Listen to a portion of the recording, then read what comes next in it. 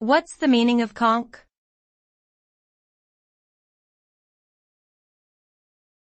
Conk.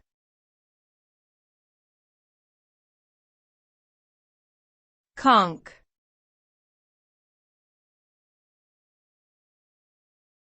Conk.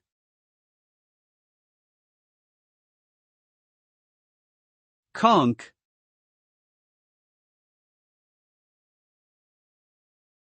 Conk can have multiple meanings depending on the context. Here, I will focus on the verb form of conk.